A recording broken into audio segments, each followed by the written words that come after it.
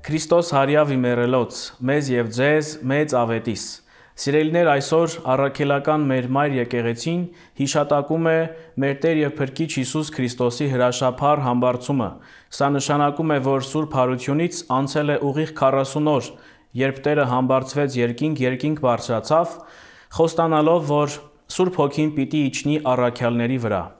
Սիրելիներ, Սուրբ Համբարձումը բացառիկ իրողություն է մեր քրիստոնեական մտքի մեջ և մեր գիտակցական մտքի մեջ, որովհետև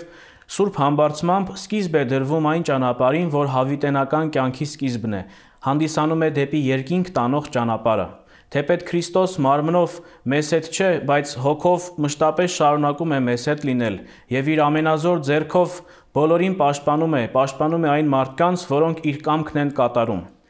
Քրիստոս համբարձվեց, որովհետև ասել էր. «Եթե ես չգնամ, Մխիթարիչը չի գա ձեզ մոտ»։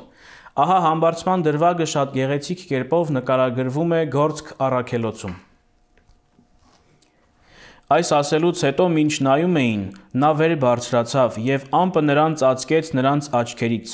Եվ մինչդեռ նրա գնալու վրա ապշահար եղած երկինք էին նայում, ահա սպիտակ զգեստներով երկու մարդ երևացին նրանց ու ասացին. «Գալիլեացիներ, ինչու եք կանգնել երկնքին նայում։ Այս Հիսուսը, որ ձեզանից երկինք բարձրացավ, նույն կերպ էլ պիտի գա, ինչպես որ տեսաք նրան երկինք գնալիս»։ Սիրելիներ, ինչպես Քրիստոս համբարձվեց, երկինք բարձրացավ,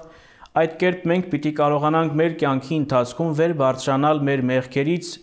առօրյա հոգսերից, աշխարհիկ հաճույքներից և այն ամենից, ինչ մեզ ստիպում է կառչած մնալ երկրին և այս կյանքին,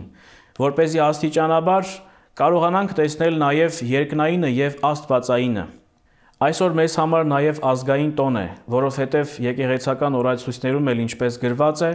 հենց Համբարձման տոնի օրը 1441 թվականին Հայոց Հայրապետական աթոռը Սսից փոխադրվեց Մայր աթոռ Սուրբ Էջմիածին։ Սա պատմական շատ կարևորագույն իրողություն է, որովհետև 485 թվականից սկսյալ Հայոց Հայրապետական գահը տեղից տեղ թափառելով, դեգերելով, վերջապես հասավ աստվածակառույց այն տեղը, որտեղ Քրիստոս իջել էր և որը մեր ազգային և հավատի ինքնության կնիքն է։ Սիրելիներ, թող Աստված շենացնի անսասան և անխռով պահի Մայր աթոռ Սուրբ Էջմիածինը իր առաքելաշավիղ գահակալով և ուխտապահ միաբանությամբ։ Մեզ էլ